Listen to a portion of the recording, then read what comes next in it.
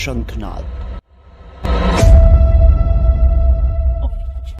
Plan बनाया गया है कि हिंदुओं को ये बोला जाए कि अब मोदी जी देखो सेकुलर होने लग गए हैं। ये पूरी देखा जाए तो एक कॉन्स्पिरेसी है।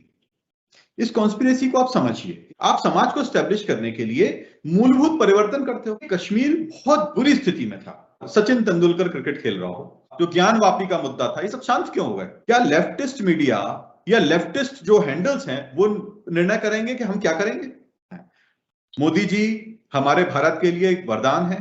नमस्कार, आप देख रहे हैं आज शंखनाद और मैं हूं आपके साथ श्वेता सिंह। और आज हमारे साथ खरी खरी लाइव प्रोग्राम में मौजूद हैं प्रदीप माहौर जी। आपको दरअसल बता दें कि आज से आज शंखनाद एक प्रोग्राम की शुरुआत कर रहा है जिसका नाम है खरी खरी। इसमें ऐसे प्रश्न होंगे जो बिल्कुल सीधे होंगे और उनका सीधा ही जवाब भी लिया जाएगा प्रदीप माहौर जी के साथ। प्रदीप जी, बहुत बहुत स्वागत है आपका खरी खरी प्रोग्राम में। नमस्कार श्वेता जी। मेरा आपसे पहला सवाल होगा कि मोदी जी भारत और पाकिस्तान के मैच पर ट्वीट करके प्रतिक्रिया देते हैं, लेकिन वहीं हिंदुओं की टारगेट किलिंग पर हो रही हत्याओं पर मौन हो जाते हैं। तो क्या प्रधानमंत्री नरेंद्र मोदी जी भी सेक्युलर हो गए हैं? ऐसी बहुत सारी चर्चाएं आजकल मैं देख रहा हूं कि सोशल मीडिया पे लगातार हो रही हैं। बहुत सारे लोग इस प्रकार की बातें कर रहे हैं और आश्चर्य की बात यह है कि बहुत सारे ऐसे लोग भी बात कर रहे हैं जो लोग, मैं देखता हूं कि पहले एक लेफ्टिस्ट हैंडल हुआ करता था, उस हैंडल को उन्होंने कन्वर्ट कर लिया, उसके अंदर हिंदू या कुछ ऐसा लिख लिया और लिखने के बाद में मोदी जी की बुराई करना चालू कर दी। और ऐसे भी हैंडल हैं जो कि कांग्रेस सपोर्टर हैं, जो समझ में आता है कि प्योरली कांग्रेस सपोर्टर है, लेकिन आज पहली बार उनको ये याद आ रही है। ये एक प्रकार की पूरी देखा जाए तो एक कॉन्स्पिरेसी है। इस कॉन्स्पिरेसी को आप समझिए। इस कॉन्स्पिरेसी के अंदर क्या हो रहा है? प्लान बनाया गया है कि हिंदुओं को ये बोला जाए कि अब मोदी जी देखो सेकुलर होने लग गए हैं। आपको कैसे लगा कि सेकुलर हो रहे हैं? या जो भी, आप तो खैर प्रश्न इसलिए रख रहे हैं क्योंकि सोशल मीडिया पे लोगों ने इस तरह की बातचीत करी है, इसलिए। तो अगर जो भी लोग बात कर रहे हैं, अगर उनसे पूछा जाए कि भाई ऐसा आपको किस वजह से लगा, तो उनके पास कोई कारण नहीं है। भारत के अंदर पहले कितने सारे बॉम्ब ब्लास्ट हुआ करते थे, AK-47 लेके लोग घुमा करते थे, हिंदू दबा दबा परेशान सा दिखाई पड़ता था। आज के समय में ये बदलाव आपको दिख रहा है। एजुकेशन सिस्टम में हमारे कितना बड़ा बदलाव आया है। पहले एजुकेशन सिस्टम हमारा कैसा था? उसके अंदर हिंदुओं की तो बात ही नहीं होती थी। हम जब पढ़ते थे तो हिस्ट्री की बुक में पढ़ते थे तो हमको ऐसा लगता था कि जितने भी वीर महान जितने भी हुए हैं सब मुगल और यही सब लोग हुए हैं। आज हमको ऐसा लगता है क्या? आज कितना बदलाव आया सिलेबस के अंदर, हमारी हिस्ट्री के करेक्शन के अंदर कितना बड़ा काम हुआ है। तो आप किसी भी समाज को स्टैब्लिश कैसे करते हो? आप समाज को ऐसे स्टैब्लिश करते हो कि आप बोलना शुरू कर दो मैं हिंदुओं के साथ हूं, मैं हिंदुओं के साथ में हूं, समाज स्टैब्लिश हो जाएगा? नहीं ना। आप समाज को स्टैब्लिश करने के लिए मूलभूत परिवर्तन करते हो। वो मूलभूत परिवर्तन जो है वो दिखाई दे रहे हैं। आर्टिकल 370 क्या है? आर्टिकल 370 जिसमें कश्मीर जो है वहां पे इश्यूज चल रहे थे, इससे पहले कभी किसी ने सोचा था कि कश्मीर जो है उसको स्पेशल स्टेटस देके रखा हुआ था, ये कभी भी बदला जा सकता है? लोग बोलते थे सारी चीजें हो सकती हैं, कश्मीर का स्पेशल स्टेटस कभी नहीं बदल सकता, क्योंकि अगर बदलने की कोशिश की तो हो सकता है कि कश्मीर जो है अपने आप को स्वतंत्र घोषित कर दे। हुआ? कोई समस्या आई? नहीं आई। देखिए, कश्मीर बहुत बुरी स्थिति में था। वहां पे ऐसा था कि हिंदुओं का तो जीना मुश्किल था वहां पे। आज उस कंडीशन से निकल के कम से कम हम ऐसी कंडीशन में आ गए हैं जब हिंदू जो है बिल्कुल वहां पे शान से रह सकता है। कुछ जगह आप बोलोगे थोड़ा बहुत जो हुआ है या एक आध वहां पे कुछ ऐसे कांड हुए हैं, तो अगर हम 100-150 जो कांड होते थे रोज, उससे अगर हम एक आध पे पहुंचे हैं तो कहीं ना कहीं इंप्रूवमेंट है और बहुत बड़ा इंप्रूवमेंट है। ठीक है। उसके बाद में अयोध्या मंदिर जो है उसका निर्माण होना, वहां पे पूरे कॉरिडोर का निर्माण होना, किस प्रकार से पूरा शहर जो है वो एक तरीके से राममय हो चुका है। अयोध्या शुरू से राममय था, लेकिन उसके बारे में विचार करने वाला कौन था भारत के अंदर? अगर किसी और सरकार होती और इस तरह का निर्णय आया भी होता तो क्या सरकार पहले जैसे नहीं हुआ है कि जिस तरह से कानून बना के उसको पलट दिया गया उस प्रकार से? लेकिन सरकार आज पूरी तरीके से साथ में खड़ी हुई है। बांग्लादेश के बॉर्डर्स जो हैं, पहले लोग क्या करते थे, बांग्लादेश के बॉर्डर्स से लोग आया करते थे भारत में, आके उनके राशन कार्ड बन जाते थे, उनके आधार कार्ड बन जाते थे, उनकी सारी चीजें डुप्लीकेट बन जाती थी और रहने लग जाते थे। अब बांग्लादेश से आने का सिलसिला खत्म हो चुका है, बॉर्डर सील कर दिए गए हैं। अब क्या है, कुछ लोगों को ये बोला जा रहा है साहब जो बांग्लादेशी आ गए हैं उनको भगाने के ऊपर जो है वो देखो मोदी जी कुछ नहीं कर रहे हैं, तो मोदी जी काम नहीं कर पा रहे हैं। एक चीज करी, दूसरी चीज भी होगी। जो भी समस्याएं हैं, एक का निवारण होगा, उसके बाद दूसरी होगी। दोनों एक साथ कर देते हैं, सबको क्या है कि इकट्ठा वापस भेजना शुरू कर देते हैं, ऐसा संभव नहीं है। उसके बाद में देखिए काउ ट्रैफिकिंग बहुत ज्यादा होती थी बांग्लादेश बॉर्डर पे, पाकिस्तान बॉर्डर पे, राजस्थान के थ्रू अपने यहाँ पे जो इलीगल काउस जो हैं वो भेजी जाती थी, बिल्कुल बंद हो गई है। सीए के ऊपर आपने अपोजिशन का रिएक्शन देखा। सिटीजनशिप अमेंडमेंट एक्ट जो पास की गई, उसमें क्या था कि साहब आप बाहर से जो हमारे यहाँ पे भारत में हिंदू, क्रिश्चियन, जैन, सिख, ये सब लोग जो आ गए हैं उनको हम भारत में सिटीजनशिप देंगे। तो लोग क्या बोल रहे थे अपोजिशन के, मुसलमानों ने क्या बिगाड़ा, उनको भी देनी चाहिए। मतलब मुस्लिम रिफ्यूजी जो आ गए हैं, भारत पाकिस्तान का बंटवारा हो गया, उस समय उनको वहां भेज दिया, अब वहां से क्या है कि कुछ आतंकवादियों को बुला लें और उनको भी सिटीजनशिप दे दें। तो अपोजिशन किस प्रकार की सोच रखता है, भारत में किस प्रकार की सोच जो है वो सिंचित करी गई, उसके बाद में एक ऐसी सरकार आई। आज हम खुल के बात कर पा रहे हैं ना श्वेता जी आपसे, तो उसके पीछे भी कारण यह है कि माननीय प्रधानमंत्री श्री नरेंद्र मोदी जी की सरकार वहां पे बनी हुई है। अगर नहीं बनी होती तो आज हम लोग खुल के यहाँ पे बात करने के बारे में शायद विचार भी नहीं कर पाते। हो सकता है हम अपने आप में इतना इनसिक्योर फील करते कि हम लोग चर्चा ही नहीं करते। राइट विंगर जो हैं वो बहुत ज्यादा मोदी जी का सपोर्ट कर रहे थे, तो लेफ्ट विंग जिसको बोलते हैं, वो उन्होंने क्या है कि स्ट्रेटेजी बनाई कि अभी इन लोगों के ही दिमाग में घुसो, इन लोगों को ऐसा बताओ कि मोदी जी आपके नहीं रहे, तो इससे क्या फायदा होगा, ये लोग क्या है भटकेंगे, इनको जात पात ये वो करके तोड़ ताड़ के किसी तरीके से हम लोग मोदी जी की सरकार को नुकसान पहुंचाने की कोशिश करेंगे। तो ये उनकी प्लानिंग और स्ट्रेटेजी का एक हिस्सा है, इसका हिस्सा ना बने ऐसा मैं सबसे निवेदन करता हूं।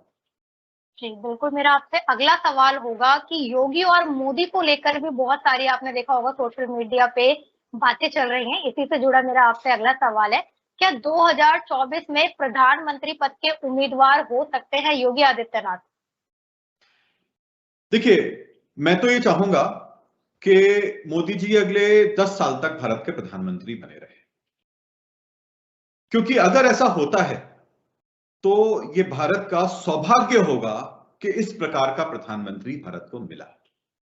जो काम मोदी जी ने किया है और जो काम आगे मोदी जी करने वाले हैं, ईश्वर ऐसी पूरी परिस्थितियां बनाए कि मोदी जी अपने हर काम को कर पाए पूर्ण रूप से। क्योंकि मोदी जी के रूप में भारत को जो प्रधानमंत्री मिले हैं, इससे पहले पूरे मैं गंभीरता से बोल रहा हूं, इससे पहले भारत में कभी भी ऐसा प्रधानमंत्री नहीं मिला। अब ये लोग जो बातें करते हैं कि मोदी जी की जगह पे योगी जी को आना चाहिए, ये निर्णय मोदी जी करेंगे, पार्टी करेगी, कि कुछ लोग जब इस प्रकार की चर्चा करते हैं तो ऐसा लगता है जैसे कि सचिन तेंदुलकर क्रिकेट खेल रहा हो और क्रिकेट खेलते खेलते कोई उनकी बॉल जो है उसके ऊपर हिट किया और कोई रन नहीं आया उसके ऊपर, तो एक दुकान पे खड़ा हुआ चिल्ला चिल्ला के जो कमेंट्री सुन रहा है वो व्यक्ति बोलता है, ओहो कितना बेकार जो देखो बैटिंग कर रहा है ये, इसकी जगह पे है अगर गांगुली होता तो देखो अभी मजे कर देता। तो ये डिसीजन कौन लेगा? देखिए गांगुली और ये मैं कंपैरिजन नहीं कर रहा हूं, मैं ये बात बताना चाह रहा हूं कि योगी जी जो है एज अ चीफ मिनिस्टर बहुत अच्छा काम कर रहे हैं। उनके जो उत्तर प्रदेश में उन्होंने किया, देखा जाए तो उत्तर प्रदेश का पूरा जीर्णोद्धार हुआ। और जीर्णोद्धार क्यों हुआ? क्योंकि उस समय पे जब चुनाव हुए थे 2017 में, तो आप देखें चेहरा कौन सा था? क्या योगी जी के चेहरे पे चुनाव हुआ था? नहीं हुआ था। उस समय पूरा चुनाव मोदी जी के चेहरे पे हुआ था। मोदी जी के चेहरे पे लोगों ने वोट दिया था। मोदी जी के सिलेक्शन पे योगी जी आए। तो योगी जी के मार्ग जो प्रशस्त जो किया वो किसने किया? मोदी जी ने किया। तो ये पूरा का पूरा मोदी जी के स्ट्रेटेजी का पार्ट है कि उत्तर प्रदेश को संभालने के लिए हम किसको डालेंगे। अब मोदी जी के रिटायरमेंट के विषय में अगर कोई बात करता है तो मुझे सच में हृदय में बहुत पीड़ा होती है, क्योंकि मैं तो कभी नहीं चाहूंगा, और कोई भी भारत का ऐसा व्यक्ति जो भारत से सच में प्यार करता है, सच में उसके हृदय में भारत के लिए पीड़ा है, सच में भारत के लिए लगाव है, सच में वो चाहता है कि हमारा भारत एक समृद्ध और जो विश्व गुरु की हम बात करते हैं वैसा एक राष्ट्र बने, तो उनको कम से कम इस प्रकार की चीजें जो है सोचना बंद कर देना चाहिए। क्योंकि जब भी होगा, निर्णय है, देखिए भविष्य है, बदलाव होते हैं, भविष्य में परिवर्तन होते हैं, लंबे समय तक स्वस्थ रहें और लंबे समय तक उनका भारत को सेवा करने का उनको जो अवसर मिला है वो चलता रहे, ऐसा मैं चाहूंगा। और ये इस प्रकार के प्रश्न करने वाले जो हैं उनसे बोलूंगा कि कृपया करके इस प्रकार के प्रश्न ना करें, क्योंकि जो भी इस प्रकार की बातें करते हैं, जो भी बोलते हैं, देखिए ये चीज हुई, इसके अंदर मोदी जी को ऐसा करना चाहिए था, वो कौन होते हैं बोलने वाले कि मोदी जी को ऐसा करना चाहिए था? आप वहां पे जाके देखो ना, जिस जगह पे मोदी जी बैठे हुए हैं उनको पूरे राष्ट्र को देखना है, पूरा इंटरनेशनल जो पॉलिसीज हैं उन सबको देखना है उनको। वहां पे अपने यहां पे इकोनॉमी भी चलती रहे, कोई सिविल वॉर ना हो जाए। अभी छोटी सी चीज है, जितने भी लोग इस प्रकार की बातें करते हैं उनको बोलो भैया अभी पेट्रोल एक काम करते हैं, अभी 400 रुपए कर देते हैं, आपका क्या रिएक्शन होगा? वही लोग सब खिलाफ होकर बैठ जाएंगे। पूरे विश्व में पेट्रोल के रेट बढ़े हुए हैं इस समय पे। पाकिस्तान में 3 गुना हो गया पेट्रोल, श्रीलंका की तो मैं बात भी नहीं करूंगा, चाइना में 3 गुना हो गया। चाइना को लोग बोलते हैं ना कि चाइना ने बड़ी प्रगति करी, आज के समय 3 गुना पेट्रोल हो गया वहां पे चाइना में रेट। क्या हो गया? चाइना मैनेज कर पाया? नहीं कर पाया मैनेज वहां पे। लेकिन हमारे यहां हुआ क्या? 3 गुना नहीं हुआ ना हमारे यहाँ रेट, वही 90-100 के आसपास चल रहा है वो रेट। क्यों चल रहा है? ये मोदी जी की अपनी सोच है, उनकी अपनी पॉलिसी है। कहीं ना कहीं उन्होंने पूल किया और पूल करने के बाद में यहां पे आज राहत देके वो सेम रेट बना के रखा हुआ है। तो एक दूरदृष्टा जिसको बोलेंगे, ऐसा प्रधानमंत्री भारत में पहली बार है। इनका सम्मान करिए, इनको जितना हम समर्थन कर सकते हैं उनको समर्थन करिए।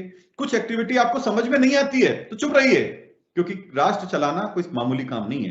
कई चीजें ऐसी होंगी जो कि आपको समझ में आएंगी, कई ऐसी भी चीजें होंगी जो आपको हो सकता है समझ में ना आए, लेकिन उसका विरोध करने से पहले उसको समझने का या तो प्रयास करें या फिर ये सोच लें थोड़े टाइम के लिए कि हो सकता है हमको आज समझ में नहीं आए, कल समझ में आएगी।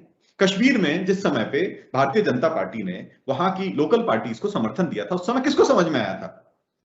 हम सबको समझ में नहीं आया था उस समय। हम सब सोच रहे थे कि ऐसा क्यों हुआ, लेकिन बाद में हम क्या देखते हैं, समर्थन वापस हुआ और कश्मीर में आर्टिकल 370 जो है वो हटा दिया गया। तो इसके लिए रास्ता बनाया जा रहा था, लेकिन उस समय कुछ लोग थे जो कि विरोध कर रहे थे, गलत किया भारतीय जनता पार्टी ने, ऐसा बोल रहे थे। तो अगर कुछ कर रहे हैं, कोई चीजें ऐसी हैं जो कि हर आदमी की बुद्धि अलग अलग होती है, उनकी बुद्धि से जो वो सोच रहे हैं, आपको पूरे विश्व का, पूरे राष्ट्र की सारी परिस्थितियां तो पता नहीं है। तो इतने बड़े बड़े लोग जो बैठ के विचार कर रहे हैं उनको करने दीजिए, वो आपके हित के लिए विचार कर रहे हैं, उनका समर्थन करिए, बस इतना मैं बोलूंगा। हाँ, हिंदुओं को अपना हक मांगने के लिए, अपनी बात मनवाने के लिए, उसके लिए आगे आना चाहिए, बिल्कुल आप आगे आइए। क्यों ऐसा है कि अभी जो काशी का मुद्दा था, जो ज्ञानवापी का मुद्दा था, ये सब शांत क्यों हो गए? कहां बैठे हुए हैं अभी? लोगों को किस पे लगा दिया गया है कि साहब क्या बोलते हैं, मोदी जी जो है वो सेकुलर हो गए, इस बात पे भी लगा दिया गया है लोगों को।